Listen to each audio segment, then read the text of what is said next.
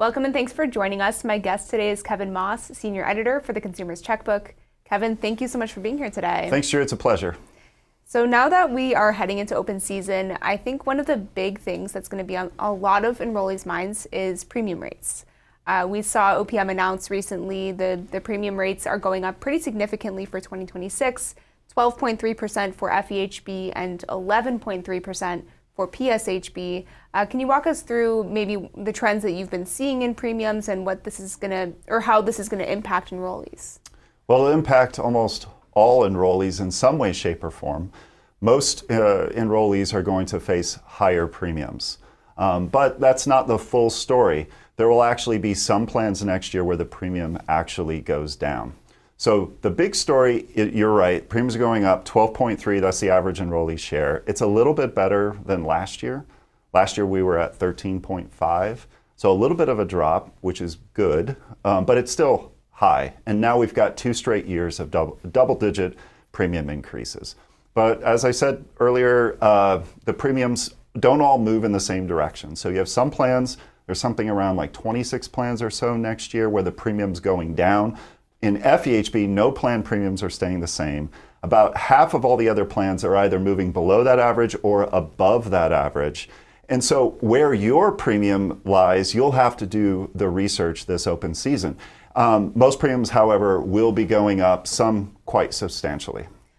And just considering the fact that they went up about 13.5% last year for FEHB and then now the 12% this year, what is driving those pretty big cost increases for enrollees? Yeah, so when OPM released their information about open season, they're pointing to the average age of the federal workforce being higher than what we're seeing in the private sector.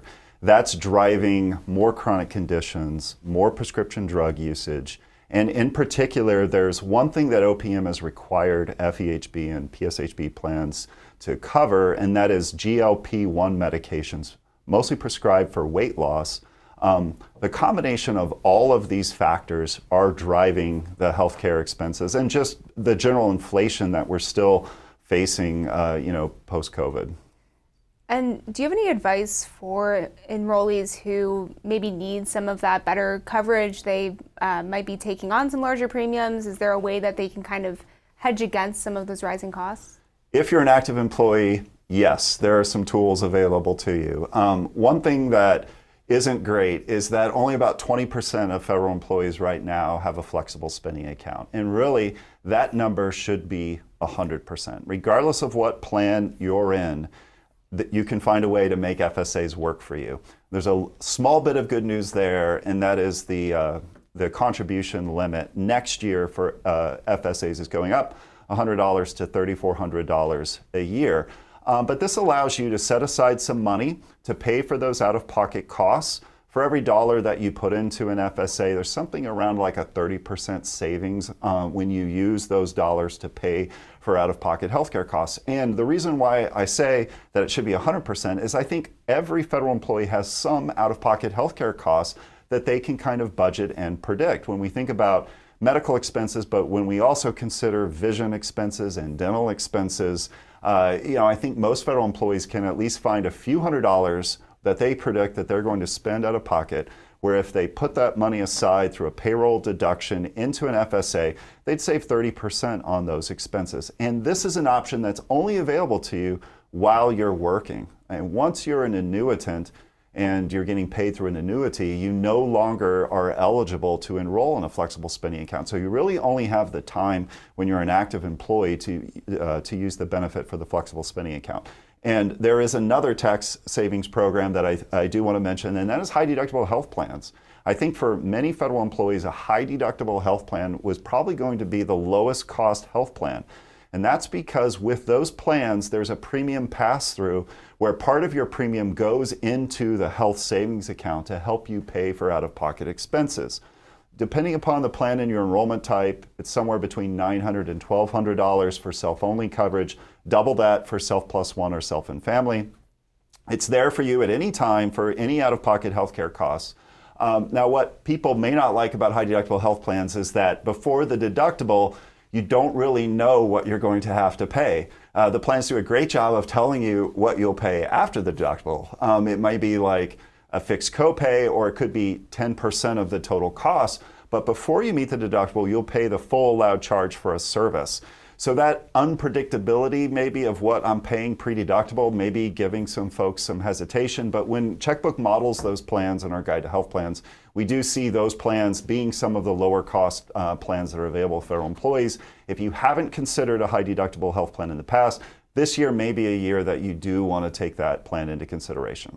And would it make sense for an enrollee to have both an HSA and an FSA? No, that's not allowed. So IRS basically doesn't allow you to double dip both ways for medical, but you can do it for limited expense FSA. So just for dental and vision, we do highly recommend that combination, because then you can use the limited expense FSA for your dental and vision benefits. Keep your HSA funds invested and growing over time. Don't take those out for dental and vision. Use the limited expense FSA, and you can do that combination, but you can't for the general medical FSA. And going back to something you talked about a little bit earlier, I think for every enrollee, there's some combination of what you can plan ahead for, what you can expect in terms of how much you're going to be spending out of pocket each year. But then there's also things that are unexpected that happen. You might incur a medical cost that you weren't thinking was going to happen to you in a certain year.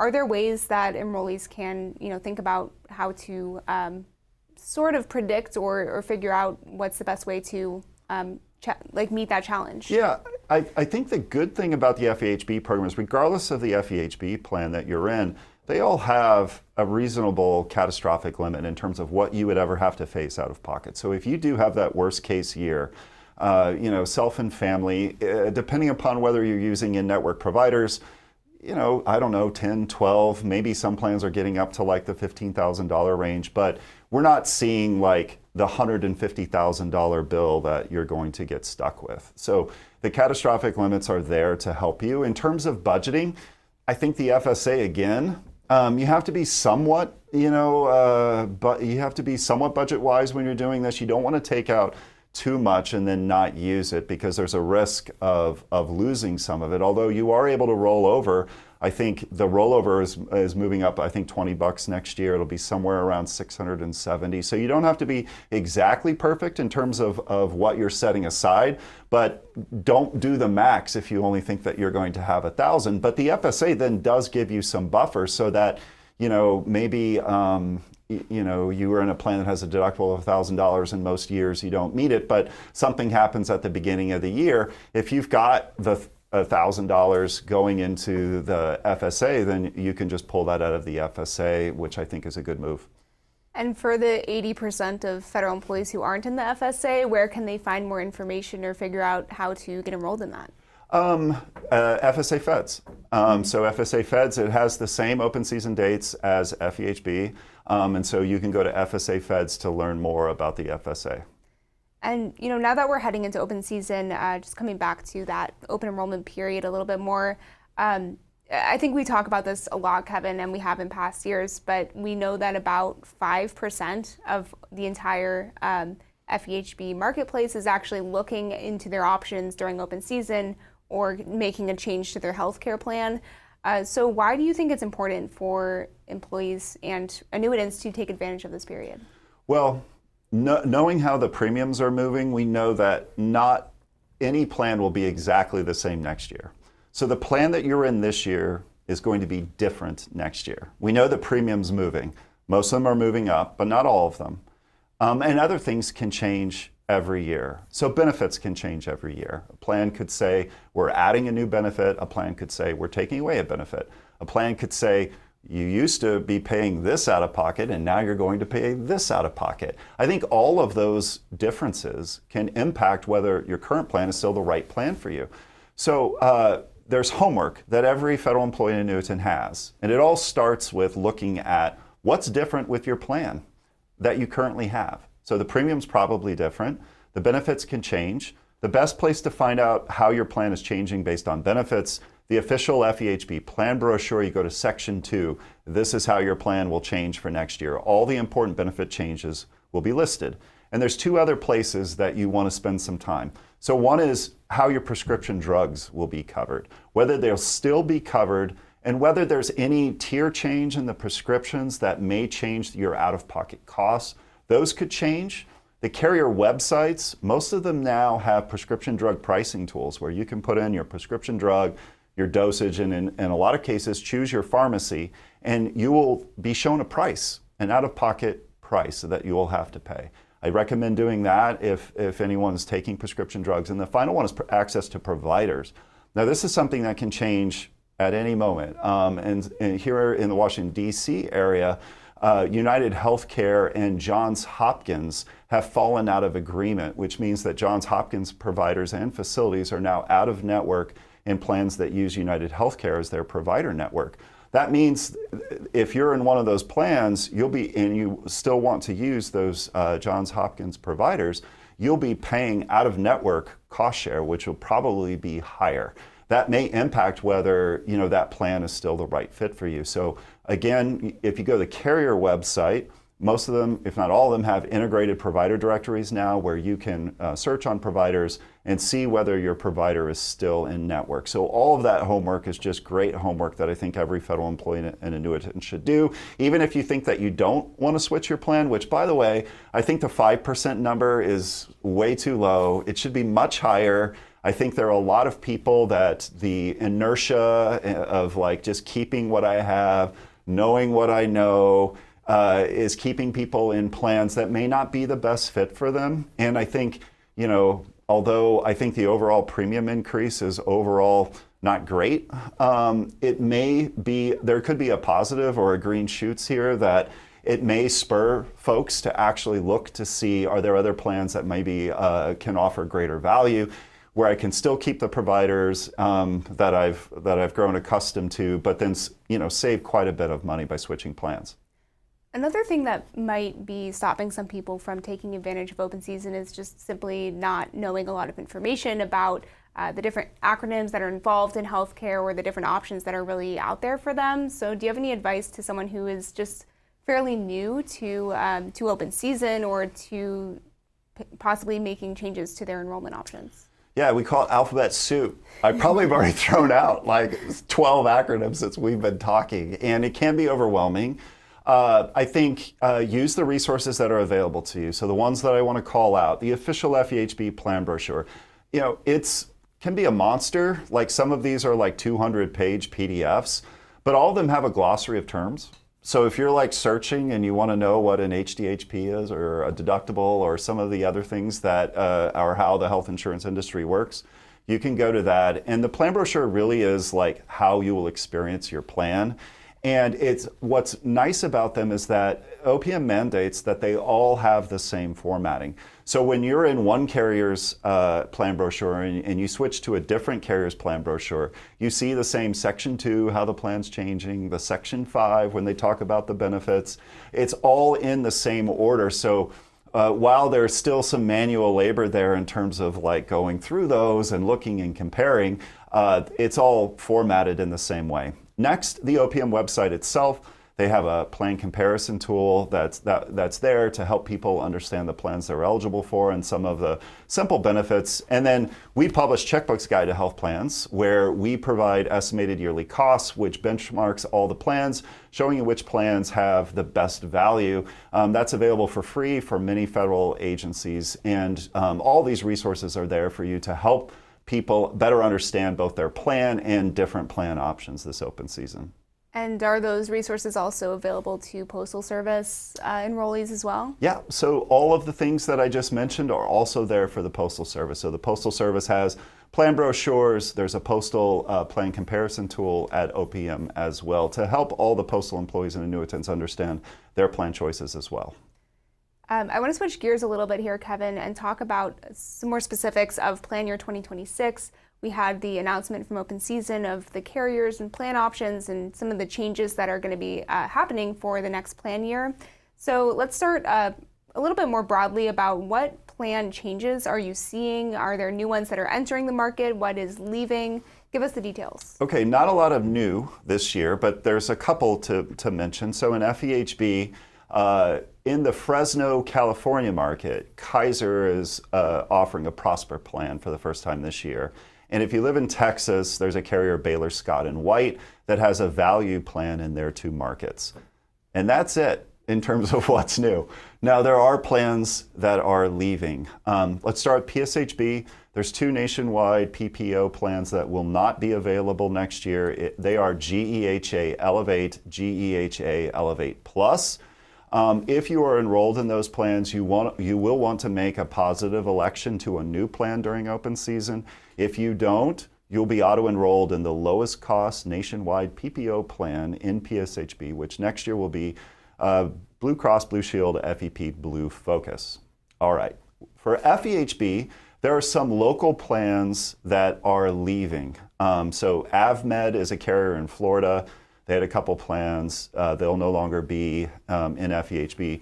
Priority Health in Michigan. There's also a local Blue Care Network HMO plan in Michigan that is leaving. Centara Health in Virginia has plans that are leaving. But the most significant one is NALC. Their plans are still available in PSHB, but they will no longer be offering FEHB plans. So they had two plans. We looked at the enrollment data. This will impact about 29,000 or so federal employees and annuitants that had NALC plans. And most of those are in their consumer-driven health plan. And there is something to say there about folks who are in that consumer-driven health plan. The way that consumer-driven health plans work, they're a little bit different than an HSA because the account that you receive, the savings account you receive, is owned by the plan, not by the individual user. So with high-deductible health plans in HSA, you as the plan enrollee own the HSA, but in consumer-driven health plans, either the personal care account, which it's sometimes called by plans, or the health reimbursement account, which is also how some plans call this, is actually owned by the plan.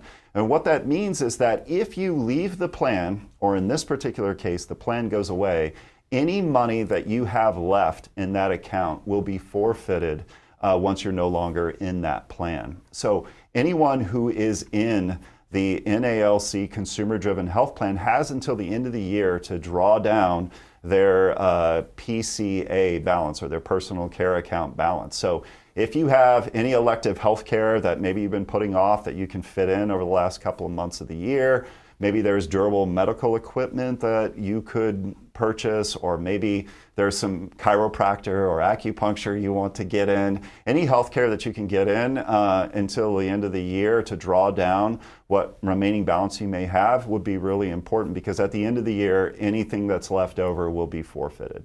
And how much money is in those accounts to start with? Yeah, so it depends on your enrollment. So I think self-only, you get $1,200 a year. And then for Self Plus One, Self and Family, it's $2,400 a year.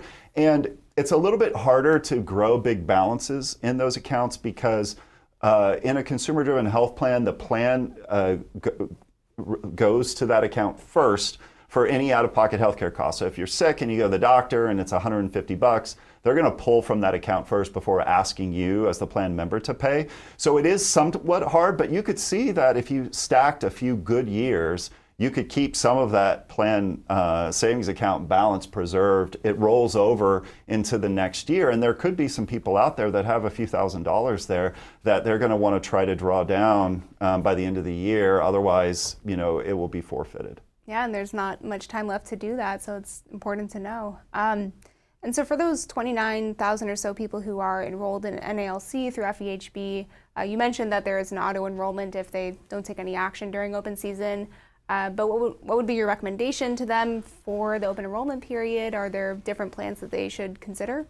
Yeah, the auto enrollment factor is there if they don't make a positive election. The plan is different than the one in PSHB. For FEHB, it's GEHA Elevate that they would be auto enrolled in. Mm-hmm. So if you do nothing, you're going to get that plan.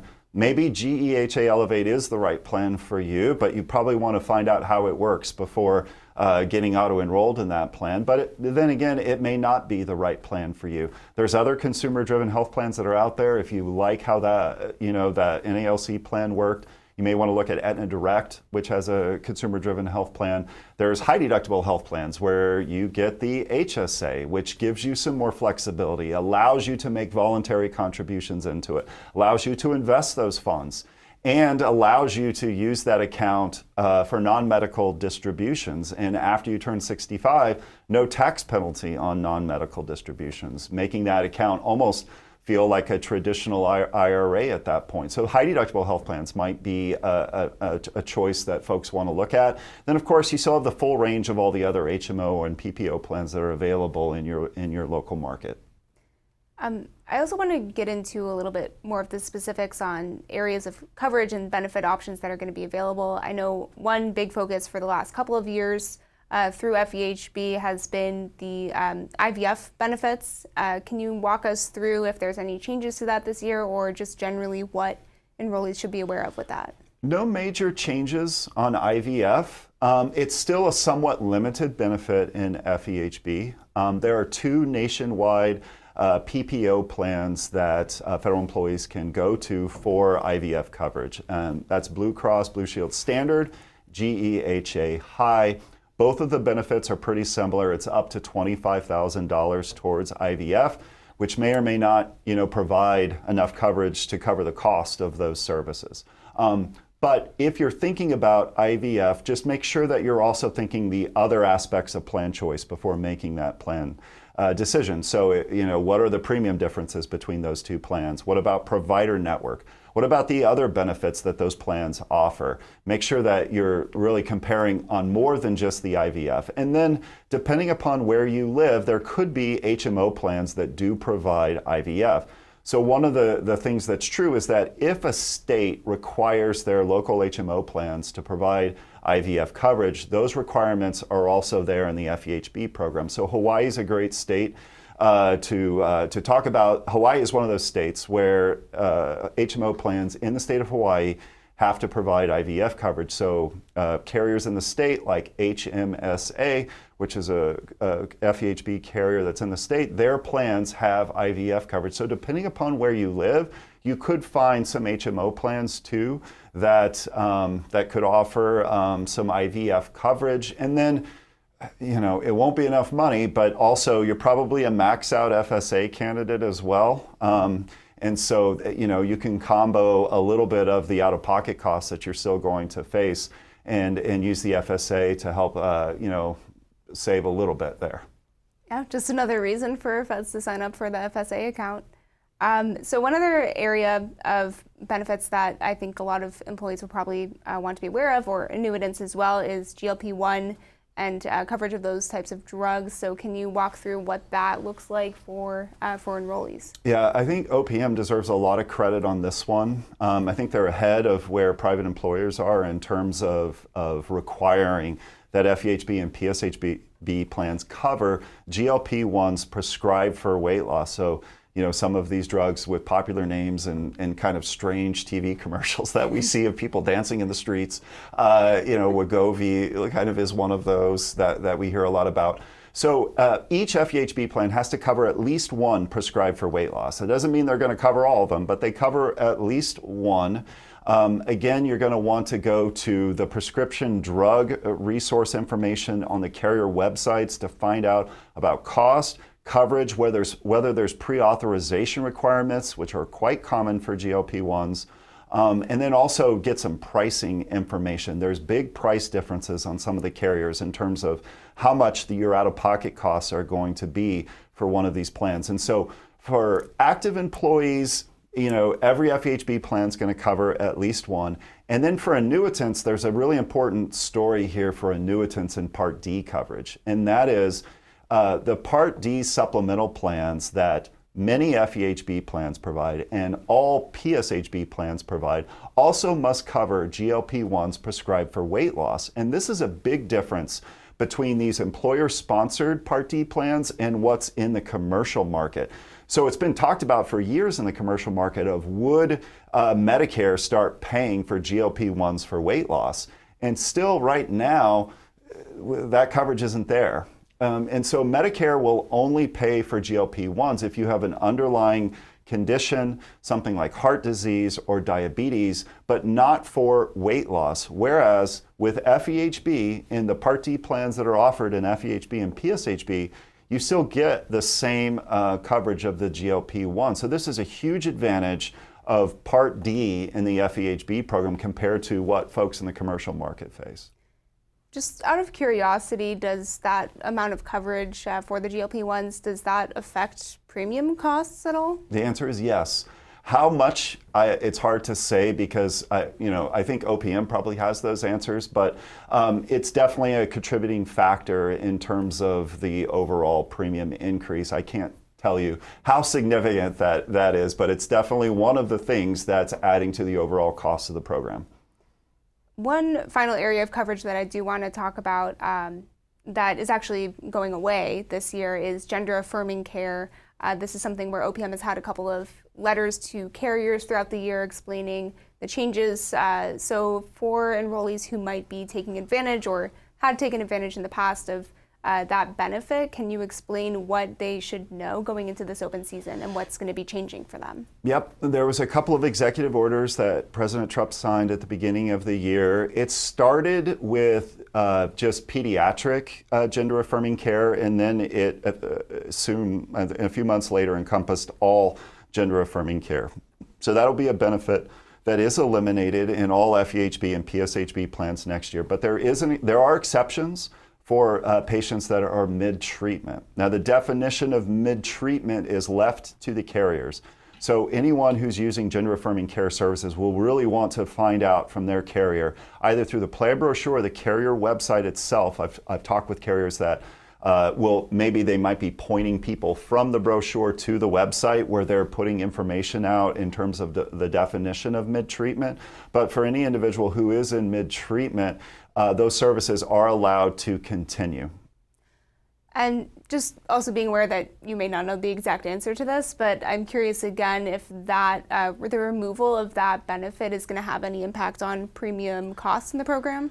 Not sure. I'm not sure that, what I don't know is the utilization rate of that particular service. So it's hard to say whether there's any impact one way or another on that service leaving FEHB. I also want to move on to something that's going to be really impactful for a lot of annuitants in FEHB and PSHB. You've touched on it a little bit with just the access to Medicare. Let's start with Medicare Part D. What is it that enrollees need to know about that aspect of Medicare and how it's going to impact them? All right, we'll start with FEHB. So with Part D, not all FEHB plans have the supplemental Part D plans, but there's around 20 or so that do. And if you have any part of Medicare, either Medicare Part A or Medicare Part B, you will be auto-enrolled into the Medicare Part D program if you haven't opted out of Part D in the past. And now this is the third year that supplemental Part D plans have been available in FEHB. So there's a lot of people who are already enrolled in Part D, some people who have opted out of Part D. So there won't be a lot of impact for those people, but really Part D should be really widely enrolled in by most federal annuitants. And there are some cases where it doesn't make sense, and we'll talk about those. Let's talk about the case for it to begin with. One, we've already talked about GLP-1 weight loss drugs. You are getting in Medicare Part D the same access that you would be getting in your FEHB prescription drug coverage. That does not exist in the commercial Part D market. Next, OPM says for Part D plans that you must provide equal to or better than coverage than what can be found in the FEHB prescription drug benefit. And when we look at these benefits and we look at the out-of-pocket costs, we see that. And in some cases, we actually see savings in Part D, where you will have a smaller out-of-pocket cost if you have Part D coverage than just keeping the standard FEHB. So if your plan doesn't have this Part D, this could be a way. Now, annuitants don't have as many plays as active employees do in terms of ways to save money next year, right? FSAs are off the table.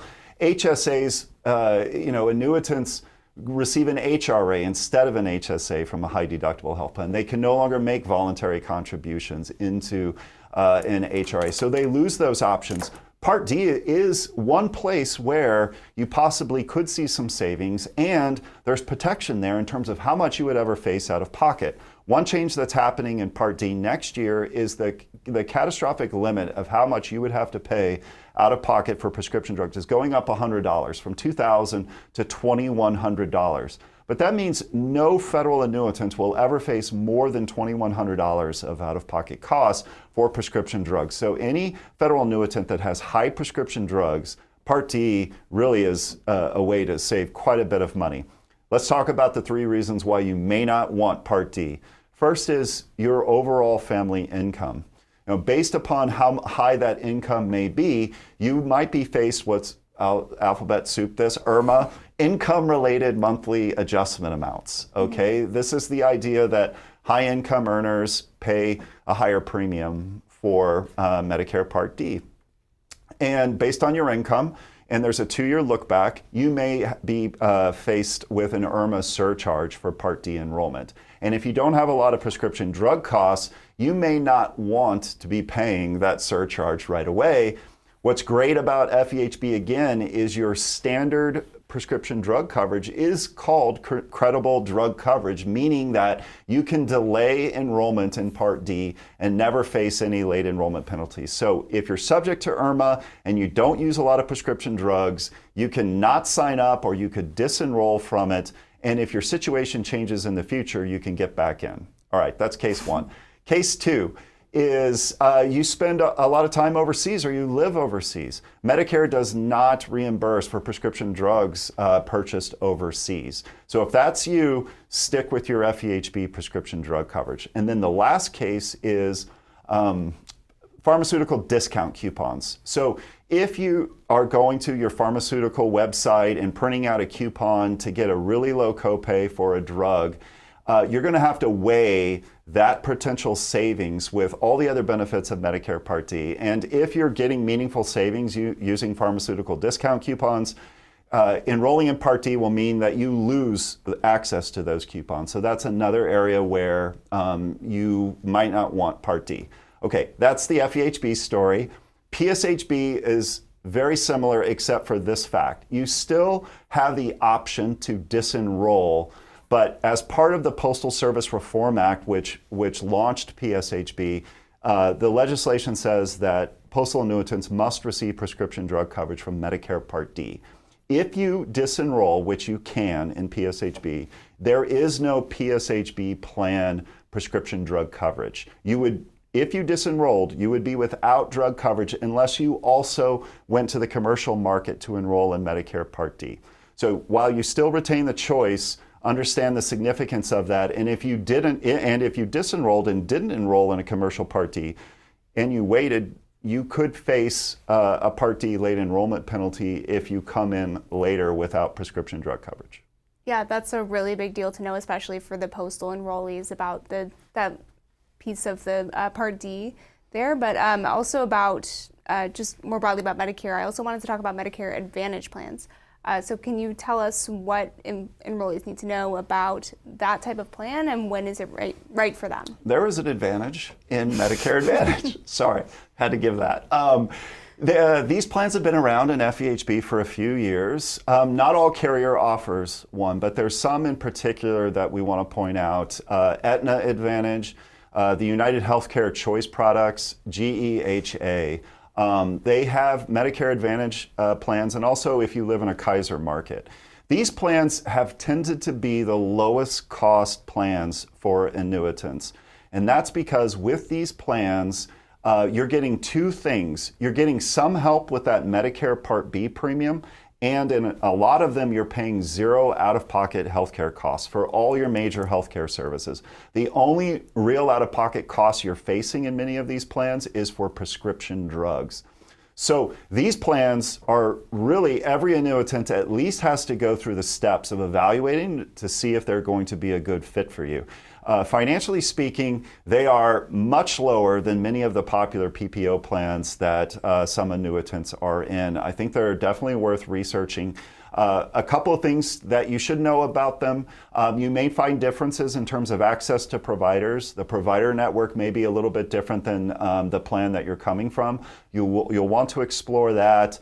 And then the other part of this is prior authorization. You may face more prior authorization in Medicare Advantage than what your FEHB plan might put you through, so be prepared for that. But for many of these, you can switch during open season, and throughout the year, you may not have to wait until open season to switch out.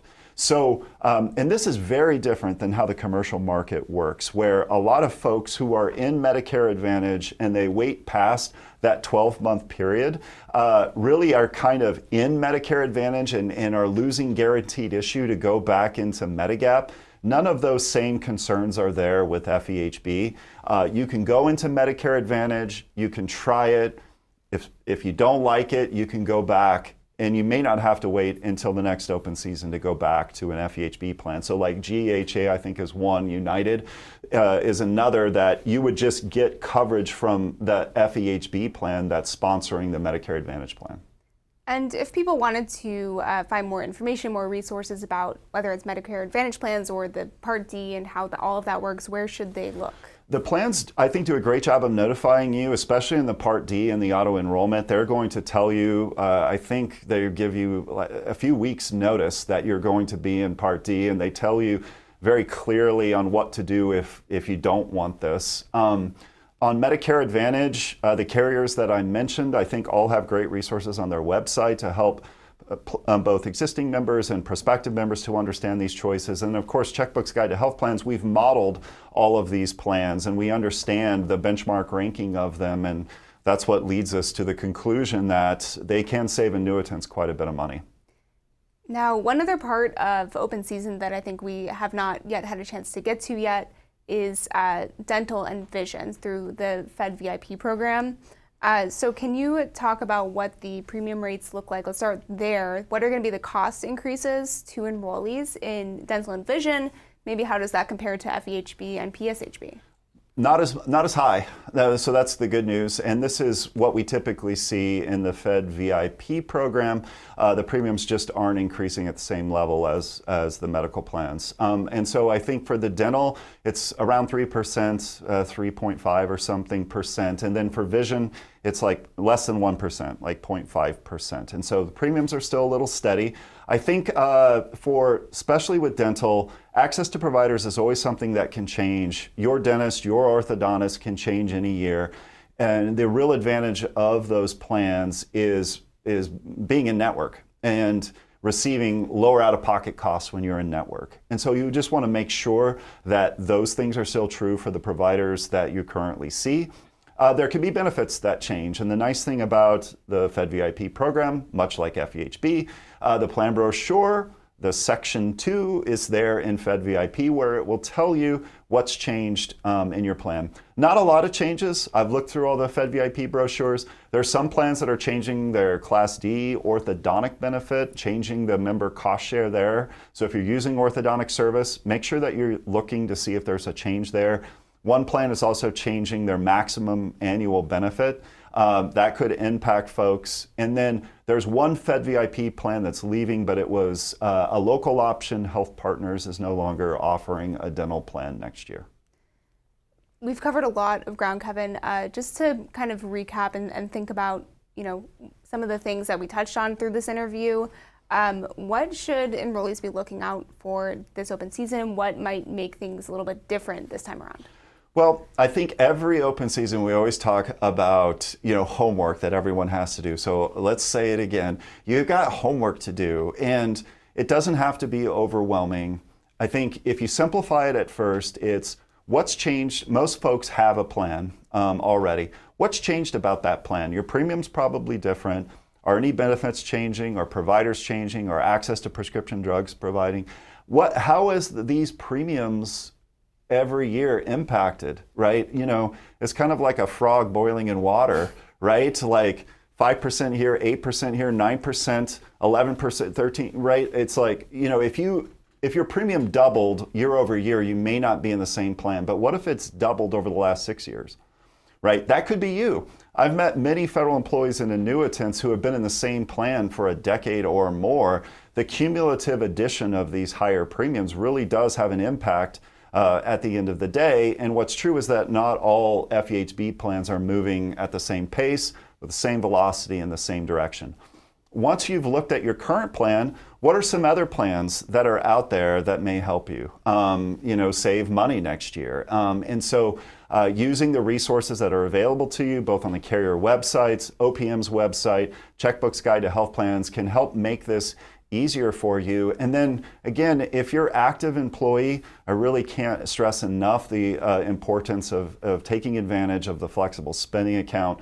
I know there's some administrative burden of managing the account and claims, but really it's become even easier with like paperless claims and some of the innovations that have happened in the FSA program to make it even easier. And if you like your plan and it's moving up, then you don't have a lot of moves to make to save money next year. But if you didn't have the flexible spending account, that's one where you could actually save some money next year. Kevin, I know that you track this all so closely every year. Is there anything, I'm just curious, long-term that OPM is looking at or that you're going to be tracking from the way the agency is going to be changing FEHB and PSHB? Maybe not this immediate open season, but long-term changes. Yeah, I mean, I think a couple of things that are interesting is just the impact of the Make America Healthy Again movement. One thing that we've seen FEHB plans do is adding more wellness benefits into their plans and trying to incentivize behavior that they, I think, believe leads to greater health care outcomes and greater health of their plan members. So incentivizing you to go get an annual physical or to have current screenings. Are we going to be seeing more of sort of the wellness side of health insurance going forward? So that'll be one thing that I'm going to be paying attention to see if we see more of those things introduced into FEHB going forward. Right, almost like a more proactive approach to healthcare. Yeah, I think there's room to do even more than what we've currently seen. Great. Well, Kevin, thank you so much. I feel like I've learned a lot, and I hope that our viewers have too, but thank you for being here today. Thanks, Drew. Thanks, Federal News Network, for having me. Today's guest is Kevin Moss, Senior Editor for the Consumer's Checkbook. I'm Drew Friedman, and you're watching Federal News Network. Now let me send you back to the studio for more on our open season exchange.